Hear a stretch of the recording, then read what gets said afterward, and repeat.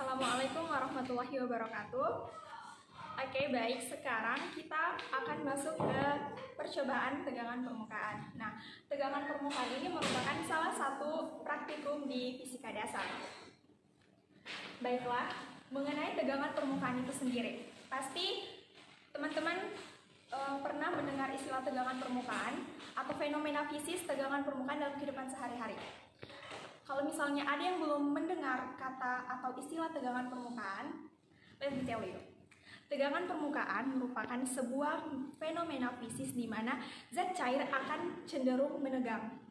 Kenapa zat cair menegang? Karena di dalam zat cair yang kita tidak lihat secara kasat mata, ada gaya tarik-menarik antar molekul. Gaya tarik-menarik antar molekul itu kita sebut dengan kohesi. Teman-teman bisa lihat pada gambar ini. Ini adalah sebuah wadah yang berisikan zat cair. Zat cair ini memiliki molekul-molekul. Saya contohkan dengan molekul M dan molekul N. Molekul M ini berada di dalam zat cair, sedangkan molekul N ini berada di permukaan. Yang menariknya di sini, kenapa pada permukaan bisa terjadi tegangan? Seperti yang saya jelaskan tadi, di permukaan ini memiliki molekul N. Yang molekul M ini merupakan molekul di dalam zat cair. Molekul ini dia memiliki gaya kohesi atau gaya tarik-menarik antar partikelnya dari seluruh arah, sehingga resultan yang dihasilkan itu nol. Berbeda dengan molekul N ini. Dia berada di permukaan, sehingga gaya tarik-menariknya antar partikel sesama zat cairnya hanya berada di samping dan gaya tarikan ke bawah. Sehingga terjadilah tegangan permukaan. Tegangan permukaan terjadi karena gaya kohesi di dalam zat cair lebih besar bagian bawahnya daripada di permukaannya, sehingga pada permukaan zat cair cenderung menegang. Masih ambigu? Contohnya, di dalam dunia nyata kita bisa melihat serangga yang jatuh ke dalam air, dia tidak tenggelam, dia menegang. Silet yang mengapung di atas permukaan air, dia tidak tenggelam. Karena apa? Karena ada fenomena fisika yang kita sebut dengan tegangan permukaan. Atau embun pada sebuah daun, itu juga merupakan fenomena tegangan permukaan. Untuk tegangan permukaan itu sendiri, di dalam fisika kita lambangkan dengan gamma. Rumusnya adalah gaya per satuan luas. Nah, untuk mencari gaya persatuan luas, berarti variabel yang kita butuhkan untuk mengetahui nilai tegangan permukaan terhadap satu cairan itu ada variabel gaya dan luas permukaan. Jadi secara fisis kita juga bisa mendefinisikan tegangan permukaan dengan gaya per satuan luas.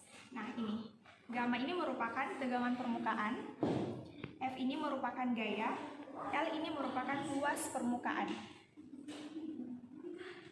Nah, untuk mencari nilai L dan F ini sendiri akan kita laksanakan di praktikum nanti. F ini akan kita dapat menggunakan alat yang disebut dengan torsion dinamometer. Ini untuk nilai L-nya sendiri kita menggunakan cincin. Cincin ini sebenarnya salah satu metode dalam tegangan permukaan itu sendiri. Nah, untuk rumusnya, untuk mencari L, karena kita menggunakan cincin, kita akan mengukurnya menggunakan jangka sorong nanti, kita akan mendapat nilai diameter. Kemudian nilai diameter itu akan kita konversikan menjadi nilai jari-jari dan menghasilkan nilai luas permukaan. Lanjut ke sebelah sini. Untuk menghitung kesalahan mutlak di dalam suatu percobaan, kita memerlukan rumus rambat ralat seperti ini. Hasil dari rambat ralat ini merupakan rumus utama tegangan permukaan. Dia merupakan penurunan dari rumus utama F per L. Hasilnya seperti ini. Teman-teman bisa lihat delta F tambah delta L per L.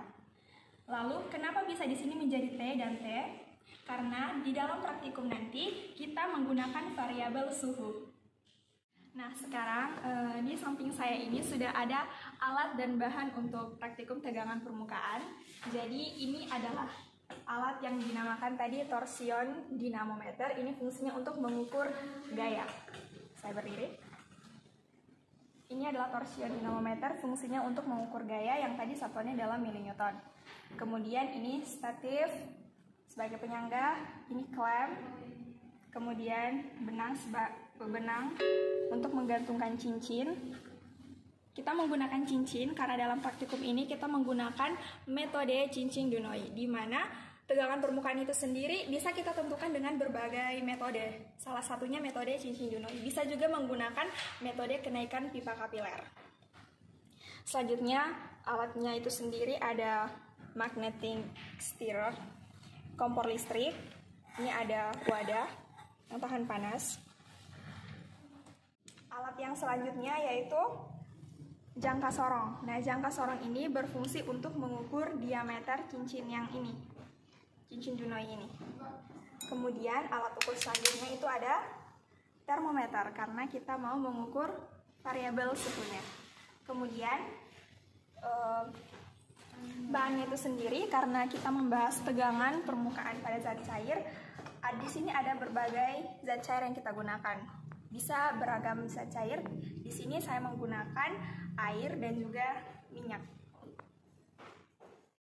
Nah, untuk prosedur kerjanya sendiri, yang pertama menyiapkan alat dan bahan yang sudah ada.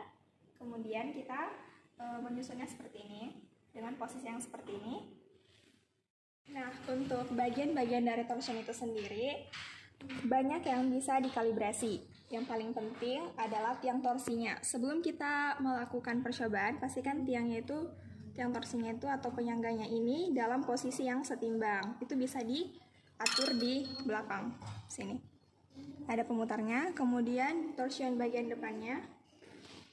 Nah, ini kita akan gunakan secara manual, jadi pastikan ketika memutar torsion ini diputar secara konstan, tidak lebih cepat, tidak lebih lambat, tetapi perputarannya itu sama karena kita menggunakan torsion yang manual.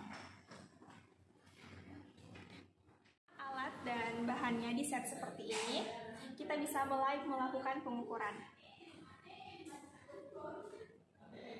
Ini ada variabel suhu dan juga ada kecepatan perputaran. Kita maksimalkan agar bersamaan diputar torsion dan bersamaan pula ditekan tombol on off dari magnetic stirrer ini. Baik, saya akan mulai melakukan percobaan. Yang pertama kita mengatur suhunya dulu. Kita menginginkan suhu yang kurang lebih 50 derajat biar tidak terlalu mendidih zat cairnya. Kemudian RPM-nya kita bisa simpan di 250 RPM. Kemudian bersamaan menyalakan magnetic stirrer dan memutar torsion secara konstan. Saya akan mulai. 1, 2, 3.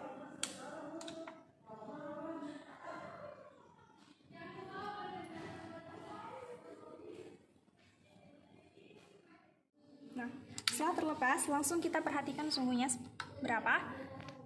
Suhunya menunjukkan 30.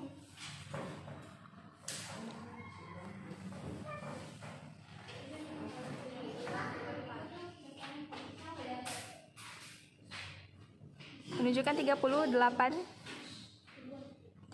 derajat Celcius.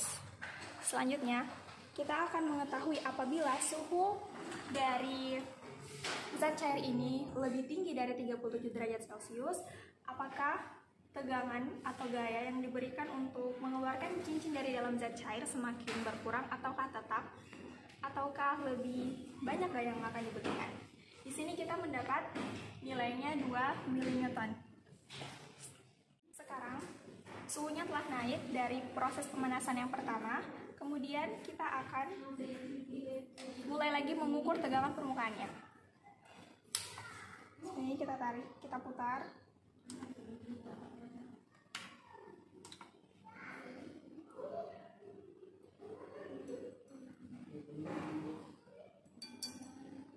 Bisa dilihat, dia sangat cepat sekali proses kenaikannya karena suhu pada zat cair ini menunjukkan suhu 30 mendekati 39 derajat Celcius. Jadi bisa kita buktikan bahwa ketika zat cair itu semakin tinggi temperaturnya, maka tegangan permukaannya akan semakin kecil. Kita mendapatkan 0,5 mN gaya untuk menaikkan cincin Dunoi dari dalam permukaan zat cair. Berarti kita bisa membuktikan bahwa secara teori suhu berpengaruh terhadap besarnya tegangan permukaan, dan kita buktikan dengan teori bahwa benar adanya jika molekul-molekul di dalam zat cair bergerak semakin cepat, maka tegangannya atau gaya tarik menarik dalam zat cair itu akan berkurang, yang menyebabkan tegangan permukaan atau gayanya itu akan semakin kecil. Nah, itulah tadi ketika menggunakan zat cair berupa air.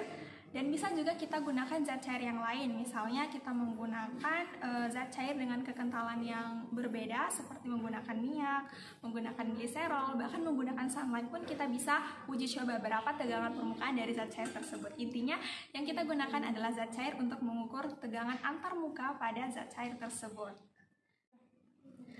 Baik, itulah tadi serangkaian praktikum dari tegangan permukaan. Semoga dapat diamati dengan baik dan dapat dipahami dengan baik.